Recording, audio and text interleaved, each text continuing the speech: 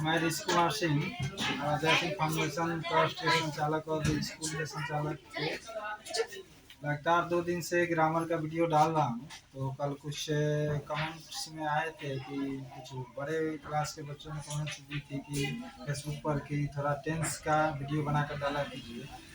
तो उन लोगों के रिक्वेस्ट पर आज टेंस चैप्टर का जो है वीडियो डाला जाएगा और मेरी पूरी तरह से कोशिश रहेगी कि आसान से आसान भाषा में समझाया जाए और वीडियो डाला जाए जिससे उन लोगों को कुछ फ़ायदा हो सके। और ज़्यादा से ज़्यादा आप लोग लाइक शेयर कीजिए जिससे कि हमारा हिम्मत और बढ़े, जिससे कि हम वीडियो बना सकें। आज टेंस है चैप्टर हम लोग पढ़ेंगे और टेंस की शुरुआत आज हम कर रहे हैं बड़े क्लास के बच्चों के रिक्वेस्ट पर।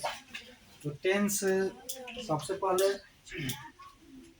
टेंस है यहाँ पर। टेंस का मतलब होता है काल। टेंस मीन्स होता है काल। हिंदी में इसको कहा जाता है काल। अंग्रेजी में अगर टेंस का मीनिंग कहा जाए तो टाइम होगा, TIME। इसको हम अंग्रेजी में अगर कहेंगे तो TIME होता है टाइम, और इसका मीनिंग होता है समय। यानी टेंस मीन्स अंग्रेजी में अगर कहा जाए तो टाइम, और काल मीन्स हिंदी में कहा जाए तो समय। टेंस मीन्स होता है काल, टाइम मीन्स होता है समय। यानी tense means time and time means tense. तो अब हम आते हैं टेंस पर। जैसा कि हम जानते हैं टेंस के 3 भेद होते हैं, प्रेजेंट, पास्ट और फ्यूचर, और उनके जो है 4-4 भेद होते हैं। तो कुछ लोग सामूहिक रूप से बताते हैं सभी भेद को मिला के कितने भेद होते हैं, लेकिन सबसे पहला according to the rule, grammar का जो नियम है उसके अनुसार टेंस की परिभाषा और टेंस के 3 प्रकार बताए जाएंगे। और उसके बाद प्रेजेंट टेंस के सबसे पहले 4 जो प्रकार हैं उनको क्लियरफाई किया जाएगा। उसके बाद सभी जो टेंस के 2 और हैं, पास्ट टेंस और फ्यूचर टेंस, उनके भेदों के बारे में भी बताई जाएगी। तो सबसे पहले हम टेंस की परिभाषा देखते हैं। सबसे पहले एक बात जान लीजिए कि टेंस जो चैप्टर है जिसके बारे में हम लोग पढ़ते हैं उसमें वर्तमान काल, भविष्य काल और भूतकाल। वर्तमान में जो अभी काम हो रहा है वर्तमान समय में, और भूतकाल में जो काम हो चुका है, बीत गया है जो काम। जैसे सुबह से हम लोग मान लीजिए कि स्कूल आए सुबह 7 बजे, तो सुबह 7 बजे हम लोग स्कूल आए तो वो काम हमारा भूतकाल में हो चुका है, वो बीत गया। अभी हम लोग पढ़ाई कर रहे हैं क्लास में, अभी हम वीडियो बना रहे थे, हमारा वर्तमान काल में चल रहा है समय। और वीडियो बनाकर हम फेसबुक पर या अपने आईडी पर डालेंगे तो हमारा फ्यूचर टेंस हो जाएगा, यानी भविष्य में डालेंगे। 1 घंटा के बाद डालें, 2 घंटा के बाद डालें, 5 मिनट के बाद डालेंगे। तो यही अंतर है। ये सब टेंस जो है पूरा क्रिया के रूप और समय के अनुसार इसी का खेल है। टेंस जो पूरे टेंस होते हैं, 12 टेंस होते हैं, वो सभी क्रिया के रूप के अनुसार संचालित होते हैं। क्रिया के रूप के आधार पे उनको पहचाना जाता है। क्रिया ही मेन, इसमें सबसे मस्ट इम्पोर्टेंट जो पार्ट है वो वर्ब है। वर्ब के सभी रूपों के आधार पे ही टेंस का हम लोग चयन करते हैं कि इसका समय क्या है। वर्ब के आधार पे हम लोग उसको चयन करते हैं, सिलेक्शन करते हैं कि कौन समय में घटना घटी, क्या हुआ, सब्जेक्ट किस समय में क्या किया। तो वर्ब के सभी रूपों के अनुसार, यानी 5 रूप होते हैं वर्ब के, वर्ब के 5 रूप के आधार पे हम क्लियरफाई करते हैं कि कौन सा वाक्य किस टेंस का है। सबसे पहले हम टेंस का परिभाषा देते हैं। A verb form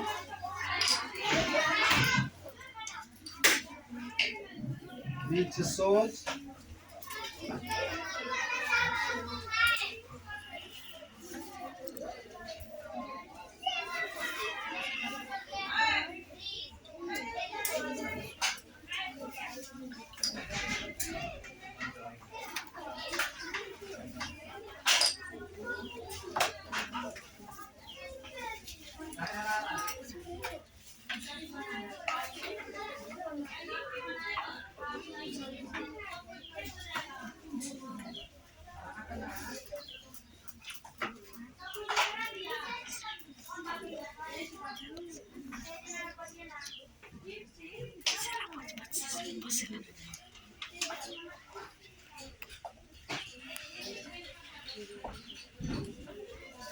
यहाँ पर परिभाषा कह रहा है कि ये verb form which shows the time of an action और event is in different times is called as tense.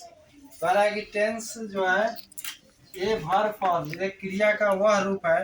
Tense जो है क्रिया का वह रूप है जो दिखाता है या बतलाता है क्या टाइम ऑफ एन एक्शन और इवेंट, यानी किसी कार्य या किसी घटना के घटित होने, किसी कार्य के होने या किसी घटना के घटित होने के समय को किस रूप में दिखाता है, अलग अलग समयों में दिखाता है, उसे हम टेंस कहते हैं। यानी इसको शॉर्ट में अगर बोला जाए कि टेंस क्रिया का वह रूप है, क्रिया का वह रूप है जो किसी कार्य या घटना के अलग अलग समयों में अलग अलग रूपों में होने का बोध कराता है, उसे हम टेंस कहते हैं। क्योंकि टेंस के 3 रूप हैं, जैसे प्रेजेंट वर्तमान काल, पास्ट टेंस भूतकाल और फ्यूचर टेंस भविष्य काल। तो तीनों रूपों में बोध कराएगा, जैसे एग्जाम्पल से हम समझा रहे हैं।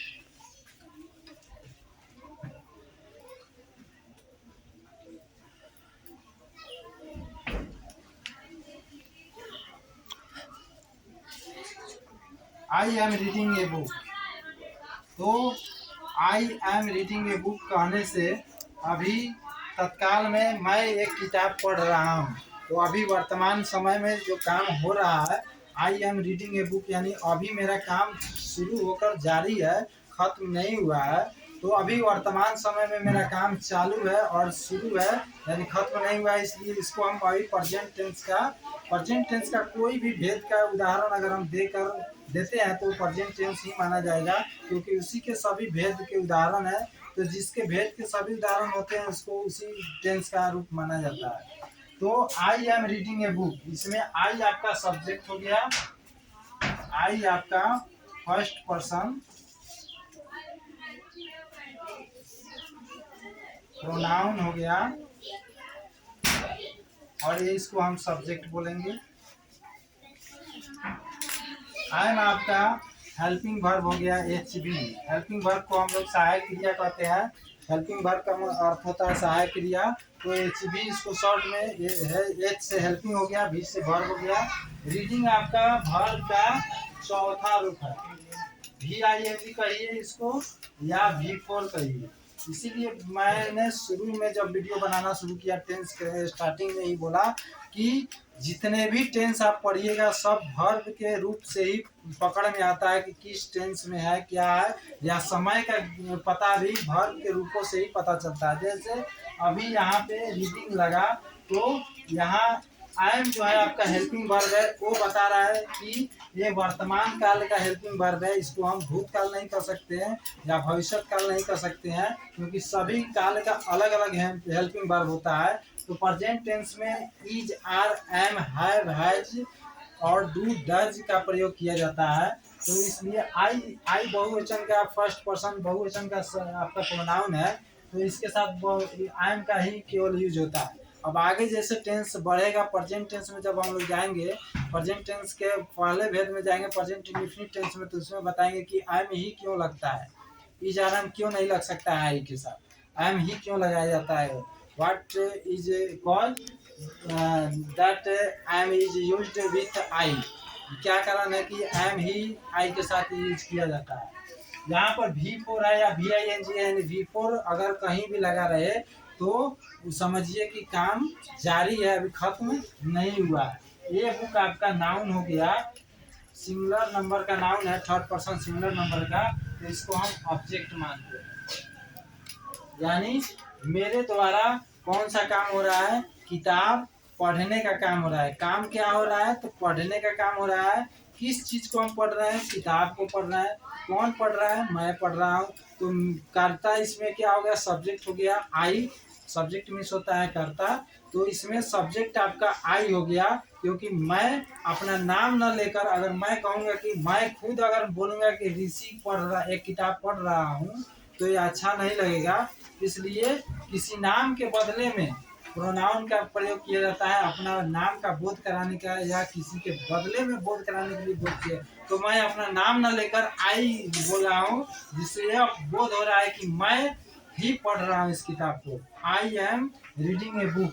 यानी मैं एक किताब पढ़ रहा हूँ, तो इसमें कर्ता मैं हो गया, आई एम आपका हेल्पिंग वर्ब हो गया यानी सहायक क्रिया, रीडिंग हो गया आपका मेन वर्ब यानी प्रधान क्रिया, V4 है वर्ब का। अगर आपसे पूछा जाएगा कि ING लगा हुआ है, तो जिस वर्ब के अंत में ING लगा रहेगा उस वर्ब को हम वर्ब का चौथा रूप यानी V4 कहते हैं या VING कहते हैं। तो ये V4 हो गया और ए बुक आपका ऑब्जेक्ट हो गया। तो I am reading a book, तो इससे हमको पता चला आई एम और V4, इसको हम पहचानेंगे कि ये है हमारा प्रेजेंट टेंस का वाक्य। ये हमारा आई एम और रीडिंग, आई एम और रीडिंग यानी आई एम प्लस VING के थ्रू हम पहचाने कि ये प्रेजेंट टेंस का वाक्य है। जैसे जैसे क्लास आगे बढ़ती जाएगी आपको पकड़ में आएगा कि कैसे हम पहचान लिए, आई एम रहने से क्यों पहचानेंगे, रीडिंग रहने से क्यों पहचानेंगे। ये सब का जो है प्रेजेंट टेंस का जब हम भेद पढ़ेंगे चारों, इसमें बताया जाएगा सीरियली रूप से, रेगुलरी रूप से बताया जाएगा कि क्यों होगा। अब आते हैं, ये हमारा आपका प्रेजेंट टेंस हो गया, इसका भी एग्जाम्पल हो गया। दूसरा हमारा एग्जाम्पल है पास्ट टेंस का। केवल हम क्या करेंगे, हेल्पिंग वर्ब को चेंज करके पास्ट टेंस में अगर हमको हेल्प लगाना है तो इज आर एम के बदले में वाज वेयर लगाते हैं। तो आई के साथ तो वाज लगता है, I was reading a book. अब यहाँ पे क्या हो गया कि वाज मीन्स होता है था थी, मैं एक किताब पढ़ रहा था। और लड़की है तो बोलेगी मैं एक किताब पढ़ रही थी। तो यहाँ पे थी यानी था या थी बोलने से ही पता चल जा रहा है कि ये काम खत्म हो चुका है, कुछ देर पहले शुरू हो गया और शुरू होकर खत्म हो चुका है, जारी नहीं है, कब का खत्म हो चुका है। मैं एक किताब पढ़ रहा था यानी पढ़ रहा था, अब नहीं पढ़ रहा हूँ, पढ़ रहा था, पढ़ के छोड़ दिया तो था। इससे हो रहा है क्या कि भूतकाल में, यानी भूत मीन्स होता है बीत गया, भूत मीन्स होता है बीत गया और काल मीन्स होता है समय। वह समय जो बीत गया उसे हम भूतकाल यानी पास्ट टेंस कहते हैं। तो I was reading a book, मैं एक किताब पढ़ रहा था, ये पढ़ने का समय मेरा बीत गया, किताब मैंने पढ़ लिया। तो ये हमारा क्या हो गया, इससे पता चलता है कि पास्ट टेंस का वाक्य है। अब हम आते हैं फ्यूचर टेंस में।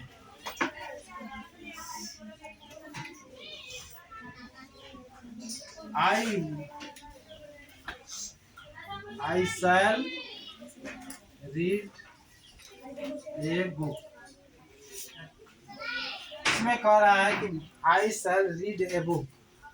शैल मीन्स होता है गागेगी, विल मीन्स होता है गागेगी। फ्यूचर टेंस में हेल्पिंग वर्ब के रूप में शैल और विल का प्रयोग किया जाता है। पास्ट टेंस में वाज वेयर डिड का प्रयोग किया जाता है। उसके बाद में प्रेजेंट टेंस में is are am have has do does का प्रयोग किया जाता है। तो आई शैल रीड ए बुक, इसका अर्थ हुआ मैं एक किताब पढ़ूंगा, यानी मैं एक किताब पढ़ूंगा, यानी अभी न पढ़ चुका हूँ न पढ़ रहा हूँ, आने वाले समय में पढ़ूंगा। हो सकता है 5 मिनट के बाद पढ़ेंगे, 1 घंटा के बाद पढ़ेंगे, 10 घंटा के बाद पढ़ेंगे, आने वाले समय में पढ़ेंगे, ये निश्चित है कि पढ़ूंगा। तो जो काम शुरू अभी नहीं हुआ है या खत्म नहीं हुआ है, अभी शुरू हुआ नहीं है, मैंने शुरू होने वाला है, ये निश्चित है कि शुरू होने वाला है, पढ़ूंगा यानी मैं इस काम को करूंगा। तो इससे बोध हो रहा है कि गागेगी, अगर जिस हिंदी वाक्य के अंत में गागेगी लग गया उसको हम फ्यूचर टेंस यानी फ्यूचर टेंस का वाक्य कहेंगे। भविष्यत काल, भविष्यत काल का मतलब होता है कि आने वाला समय। भविष्य मीन्स होता है आने वाला और काल मीन्स होता है समय। तो आने वाले समय में मैं इस काम को करूंगा, इसके निश्चित है, तो इसको हम भविष्यत काल कहते हैं। तो इस तरह से टेंस के तीनों भेद का एग्जाम्पल देकर टेंस का एग्जाम्पल दिया गया। अब आते हैं टेंस के पहले भेद पर।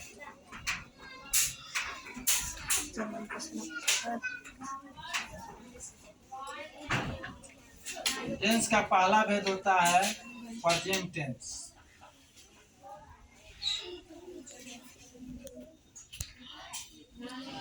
यानी वर्तमान का।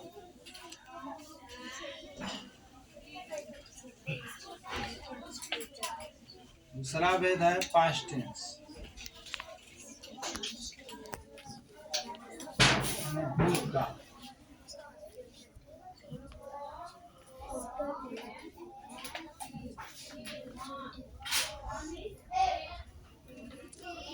तीसरा है आपका फ्यूचर टेंस यानी भविष्यत का।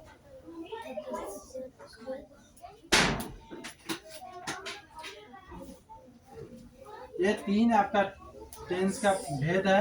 अब यहाँ से सबसे पहले हम प्रेजेंट टेंस की परिभाषा लिखेंगे, प्रेजेंट टेंस को कंप्लीट करेंगे, उसके सारे भेद को कंप्लीट करेंगे, तब हम पास्ट टेंस में आएंगे और पास्ट टेंस को पूरा कंप्लीट करेंगे तब हम फ्यूचर टेंस में आएंगे।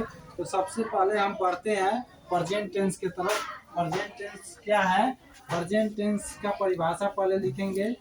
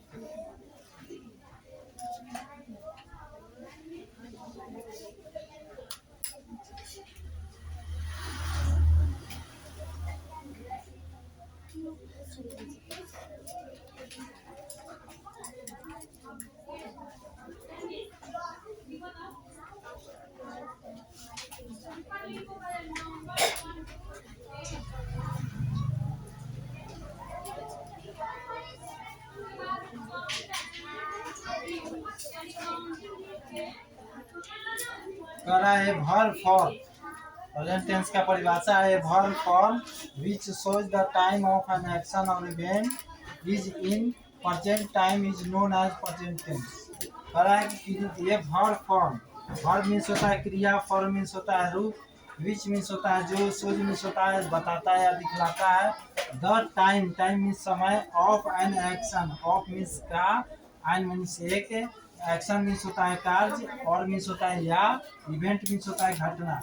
यानी एक क्रिया का वह रूप, क्रिया का वह रूप जो किसी कार्य या घटना के वर्तमान समय में होने या घटित होने या करने का बोध कराता है, उसे हम प्रेजेंट टेंस कहते हैं। क्रिया का वह रूप जो किसी कार्य या घटना के वर्तमान समय में होने या करने का बोध कराता है, उसे हम प्रेजेंट टेंस यानी वर्तमान काल कहते हैं।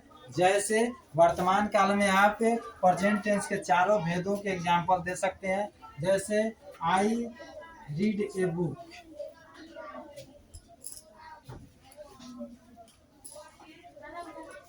आई रीड ए बुक, मैं एक किताब पढ़ता हूँ।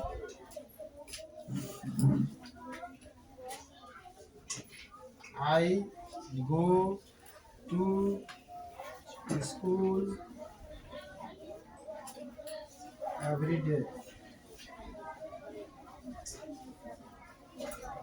I go to school every day, मैं प्रतिदिन स्कूल जाता हूँ। यानी ये प्रतिदिन का नियम है कि मैं इस प्रतिदिन 10 बजे से प्रतिदिन स्कूल जाता हूँ। तो अगर हम कोई भी कार्य अगर एक ही समय में डेली करते हैं तो वो वर्तमान काल में ही गिना जाता है, यानी निश्चित है।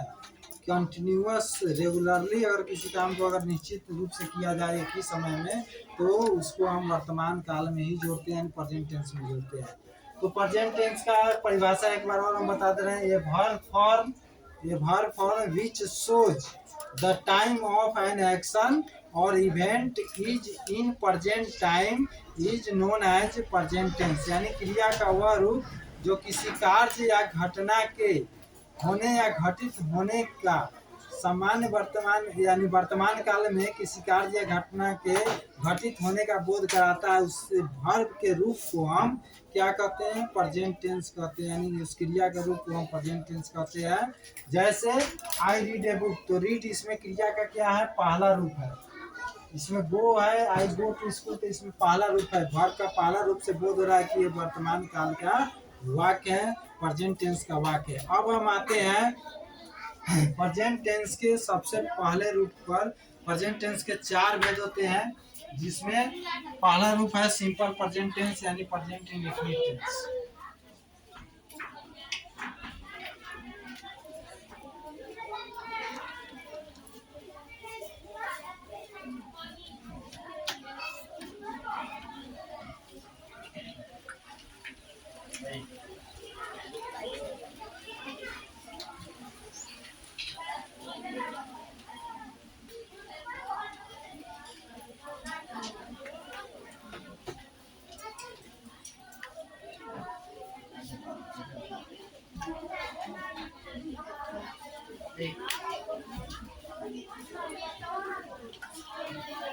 और सिंपल प्रेजेंट टेंस या प्रेजेंट इंडेफिनिट टेंस, यानी प्रेजेंट टेंस के पहला जो भेद है उसका नाम है सिंपल प्रेजेंट टेंस या प्रेजेंट इंडेफिनिट टेंस।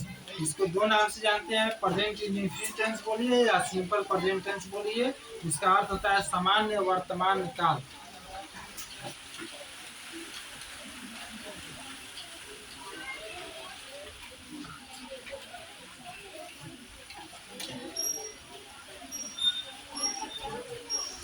सामान्य वर्तमान काल, इसके बारे में सामान्य वर्तमान काल का परिभाषा अब हम लोग लिखेंगे, सेम टू सेम वहीं चलेगा।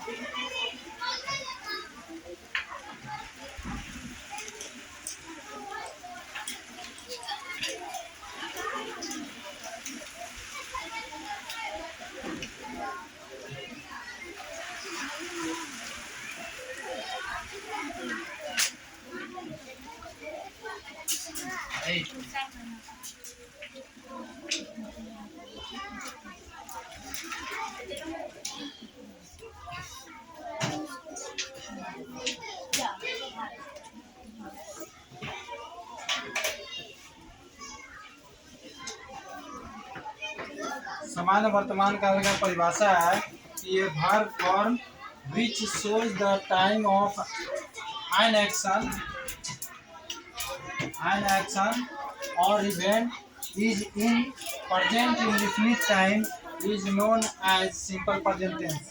यानी ये verb form क्रिया का वह रूप which shows the time of an action or event, जो क्या दिखलाता है, समय दिखलाता है। किस चीज का समय दिखलाता है, किसी कार्य या घटना के होने या करने का समय दिखलाता है या बोध कराता है। किस रूप में, प्रेजेंट इंडेफिनिट टाइम यानी सामान्य वर्तमान काल में किसी कार्य या घटना के होने या घटित होने या करने का सामान्य वर्तमान काल में बोध कराता है। उस टेंस को हम क्या कहते हैं, सिंपल प्रेजेंट टेंस। यानी क्रिया का वह रूप जो किसी कार्य या घटना के सामान्य वर्तमान काल में होने या करने का बोध कराता है, उसे हम सिंपल प्रेजेंट टेंस कहते हैं।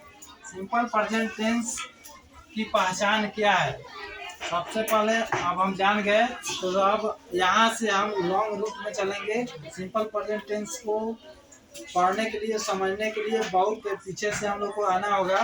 तो सबसे पहले टेंस को हम कैसे पहचानेंगे, मान लीजिए हिंदी का वाक्य है या अंग्रेजी का वाक्य है टेंस का, तो हम किस प्रकार पहचानेंगे कि ये सिंपल प्रेजेंट टेंस का हिंदी वाक्य है या यह सिंपल प्रेजेंट टेंस का अंग्रेजी का वाक्य है, तो इसको हम पहचानेंगे। तो सबसे पहले हम नोट देंगे, नोट में लिखेंगे द सिग्निफिकेशन ऑफ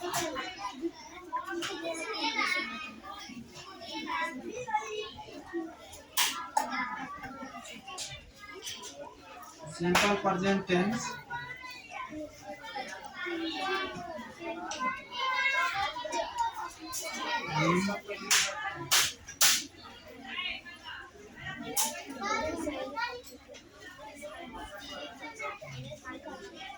कह रहा है कि the signification of simple present tense in English sentences, यानी अंग्रेजी वाक्य में सबसे पहले हम जानेंगे कि सिंपल प्रेजेंट टेंस को कैसे पहचानेंगे।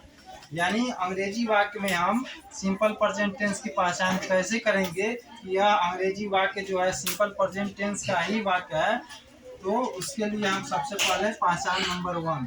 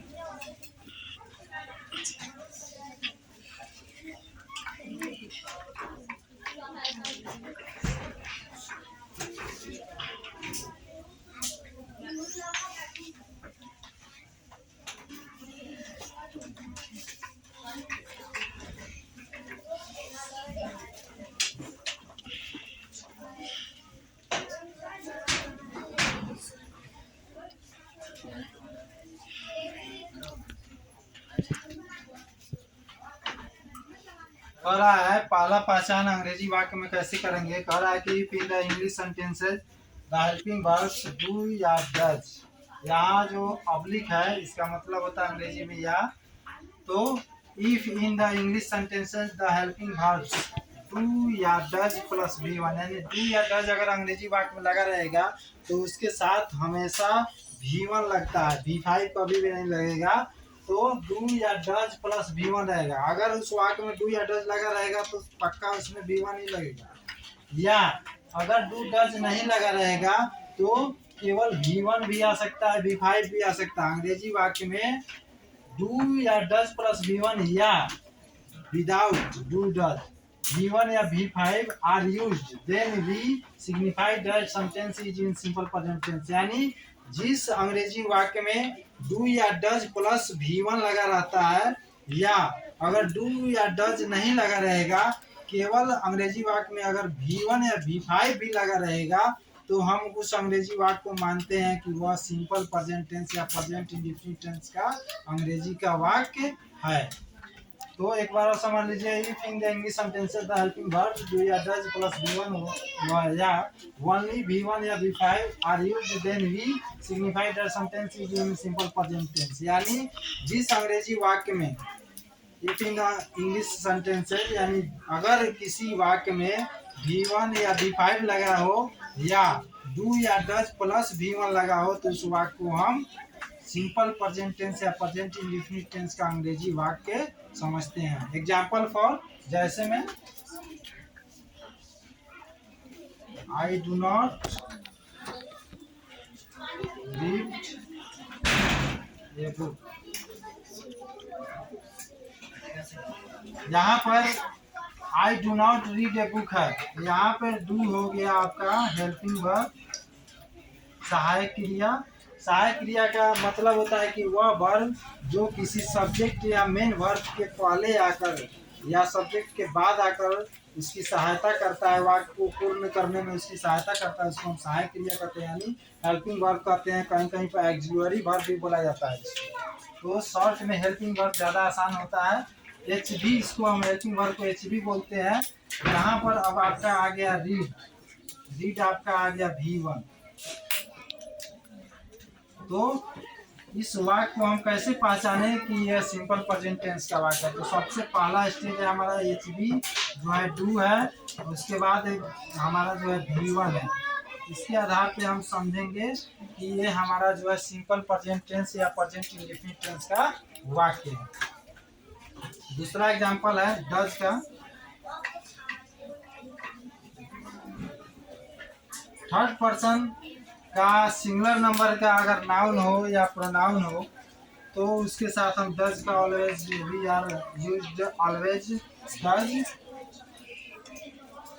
जैसे मान लीजिए he does not read a book, he does not read a book. तो यहाँ पे डज आ गया आपका HB, रीड आ गया आपका V1। यहाँ पे HB प्लस V1 है, यानी बताया गया है नियम में कि जिस वाक्य में आपका डू या डज रहेगा प्लस V1 रहेगा, यानी प्लस इसलिए दिया है कि डू डज रहेगा तो ऑलरेडी उसके साथ V1 ही आ गया, तो HB या प्लस या V1 है। तो इसके आधार पर हम माने कि ये आपका जो है सिंपल प्रेजेंट टेंस या प्रेजेंट इंडेफिनिट टेंस का अंग्रेजी का वाक्य है। अब आते हैं विदाउट डू या डज। जैसे मान लीजिए रहेगा आई रीड ए बुक,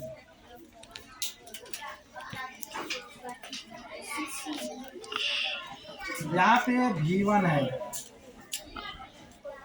अब आप कहिएगा कि हम कैसे मान ले कि ये V1 है, ये V2 भी हो सकता है, क्योंकि रीड और रेड एक ही तरह से लिखा जाता है, स्पेलिंग दोनों का एक ही होता है, लेकिन केवल इसको रेड बोल दिया जाता है, इसको रीड बोल दिया जाता है। तो आई रीड ए बुक क्यों हम बोले, आई रेड ए बुक भी हम बोल सकते हैं। तो अंग्रेजी वाक्य में हमसे पूछा जा रहा है कि हमको पहचाना है सिंपल प्रेजेंट टेंस का वाक्य, ये नहीं पूछा जा रहा है कि सिंपल पास्ट टेंस का वाक्य। तो इसलिए सिंपल प्रेजेंट टेंस का वाक्य है, इसलिए इसको हम V1 ही बोलेंगे। अगर इसको सिंपल पास्ट टेंस मानना होगा तो वो भी मान सकते हैं, दोनों वाक्य मान सकते हैं, सिंपल पास्ट टेंस भी मान सकते हैं, सिंपल प्रेजेंट टेंस भी मान सकते हैं, क्योंकि इसको रेड भी पढ़ सकते हैं, रीड भी पढ़ सकते हैं, हम पढ़ने के ऊपर है। अगर रेड पढ़ेंगे तो उसका था में हिंदी आएगा, जैसे मैंने बुक पढ़ा, मैंने किताब पढ़ी, मैंने किताब पढ़ा। और अगर इसको रीड पढ़ेंगे तो मैं एक किताब पढ़ता हूँ, मैं एक किताब पढ़ता हूँ आएगा।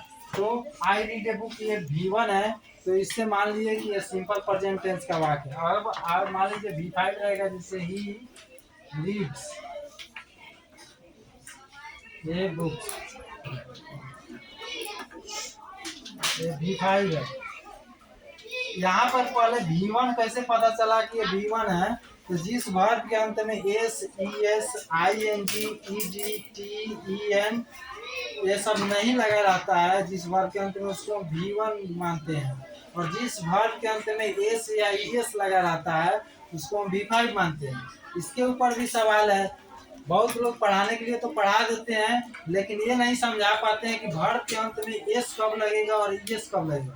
लेकिन हम आपको इसको आगे जब डिटेलिंग में जाएंगे, जब प्रेजेंट सिंपल प्रेजेंट टेंस के नियम रूल रेगुलेशन में निकलेंगे तो उसको हम बताएंगे। उसमें वर्ब को V1 से V5 जब बनाना सिखाएंगे उस समय बताएंगे कि किस वर्ब के अंत में एस लगेगा, क्यों लगेगा, कब लगेगा, किस वर्ब के अंत में ES लगेगा, किस वर्ब के अंत में EN लगेगा, किस वर्ब के अंत में T लगेगा, किस वर्ब के अंत में D केवल लगेगा, किस वर्ब के अंत में क्या लगेगा, ये सब बताया जाता है। लेकिन किताबी भाषा में अगर जाइएगा तो आपको बहुत कम समझ में आएगा, उसी तरह लिख दिया जाता है, रख लीजिए चलिए। तो यहाँ पे V5 हम कैसे माने कि ये V5 है, सबसे पहले देखेंगे कि वर्ब के अंत में S है, तो वर्ब के अंत में एस या ES लगाकर केवल वर्ब को V5 ही बनाया जा सकता है, दूसरा कुछ नहीं। अब कहेंगे कि वर्ब कैसे मान लीजिए कि रीड वर्ब है, यहाँ पर बुक क्यों नहीं वर्ब हो सकता है, तो बुक एक किताब है, किताब का नाम है, एक नाउन है। और वर्ब कैसे हम पकड़ेंगे, तो ऑब्जेक्ट जो हमारा रहता है, जैसे कि वाक्य के अंत में ऑब्जेक्ट रहता है, तो ऑब्जेक्ट के ठीक पहले जो हमारा शब्द होता है वही हमारा वर्ब होता है। सबसे पहचानने का, खेल में पहचानने का ये तरीका है कि हम जहाँ लिख रहे हैं उसके समय में जाएंगे, सबसे पहले क्या करेंगे कि अपने बाएं हाथ के तरफ से सब्जेक्ट का, बाएं हाथ के तरफ से आपका बायां हाथ जो है उसके तरफ आपके सबसे पहले नाउन या प्रोनाउन को हम सब्जेक्ट मानते हैं। ये शॉर्ट एक ट्रिक बता रहे हैं कि आपको कैसे पहचान करना है कि सब्जेक्ट है, कितना भी बड़ा वाक्य, चाहे 10 लाइन का भी वाक्य आप पकड़ सकते हैं कि इसमें सब्जेक्ट कौन है, ऑब्जेक्ट कौन है, वर्ब कौन है, अदर वर्ड्स कौन है।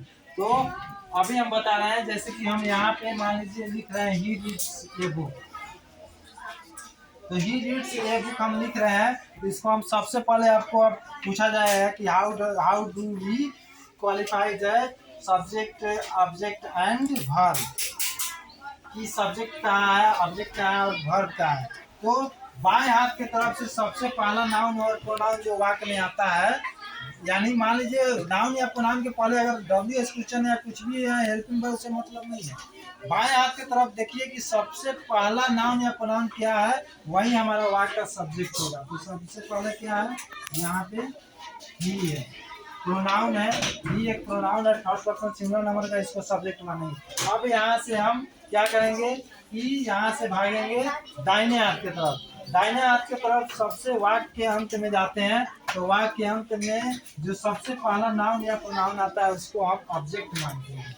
तो यहाँ पर ये बुक है, ये को इसलिए हम बुक के साथ ले रहे हैं क्योंकि एक बुक का जो है सीरियली बता रहा है, ये से मतलब हो रहा है कि एक किताब का बोध हो रहा है, इसलिए ए को हम बुक के साथ ही अटैच करेंगे और उसके साथ में ही हम नाउन है, बुक हमारा नाम है, किसी भी चीज़ का नाम हो तो उसको नाउन कहा जाता है, और यदि उसको बदले में कोई चीज़ आता है तो उसको प्रोनाउन माना जाता है। तो बुक यहाँ पे हमारा नाउन है, किताब है, एक किताब है, नाम है, तो इसको हम ऑब्जेक्ट मानेंगे। और किसी भी वाक्य में ध्यान रखिए, कहीं भी ऑब्जेक्ट के ठीक पहले ही वर्ब होता है, चाहे वो V1 हो या V2 हो या V3 हो या V4 हो या V5 हो, कोई भी वर्ब होता है। इतना याद रखिए कि अगर आप ऑब्जेक्ट को पहचान गए तो ऑब्जेक्ट के ठीक पहले ही वर्ब आता है। तो यहाँ पे हमारा ऑब्जेक्ट के ठीक पहले यहाँ पर देखिए वर्ब है, ये हमारा V5 है। तो V5 पहचानने का हम बता दिए कि जिस वर्ब के अंत में एस या ईएस लगा रहेगा उस वर्ब को हम V5 मानेंगे। तो यहाँ पे आपको हम रूल के अनुसार पहचान का जो रूल था उसके अनुसार बता दिए, V10 प्लस V1 यूज बता दिए और V5 और V1 का भी यूज बता दिए। अब आगे बढ़ते हैं, हिंदी वाक्य में आप कैसे पहचानेंगे कि ये हिंदी वाक्य सिंपल प्रेजेंट टेंस का है।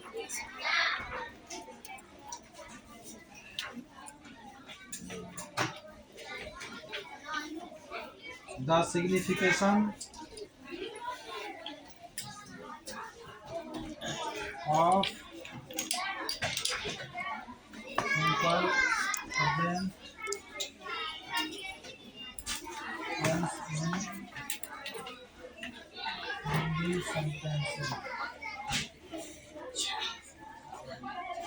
हिंदी वाक्य में हम कैसे पहचानेंगे कि यह सिंपल प्रेजेंट टेंस का वाक्य है। तो जैसे एग्जाम्पल के तौर पर दे रहे हैं, पहले इसका दिखा देते हैं।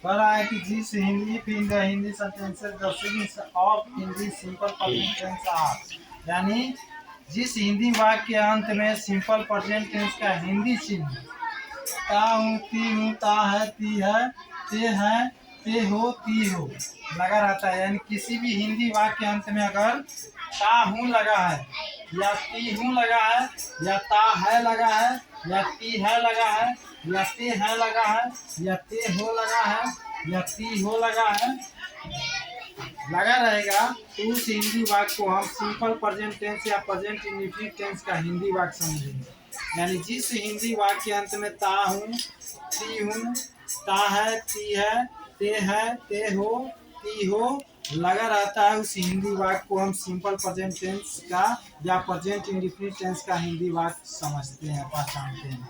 जैसे मैं पढ़ता हूँ, तो इसमें ता हूँ चिन्ह है आपका।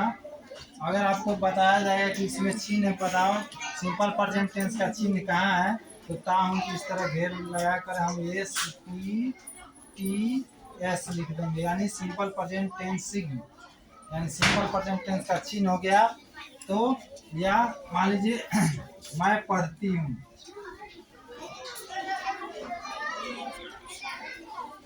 इसमें ती हूँ आ गया आपका, वह पढ़ता है,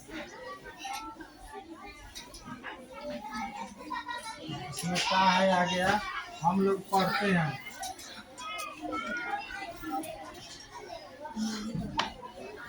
इसमें ते है आ गया, तुम पढ़ती हो,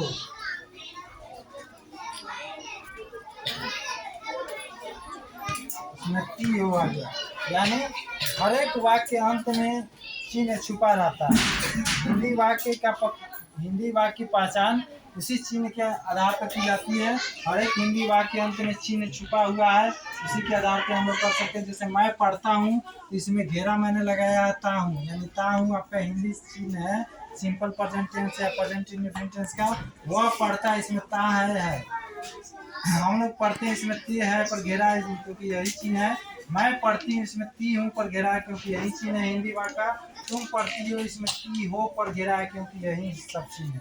तो आज का वीडियो इतना ही हम क्लोज करते हैं पहचान में, कभी पहचान से आगे बढ़ेंगे। धन्यवाद, नमस्कार।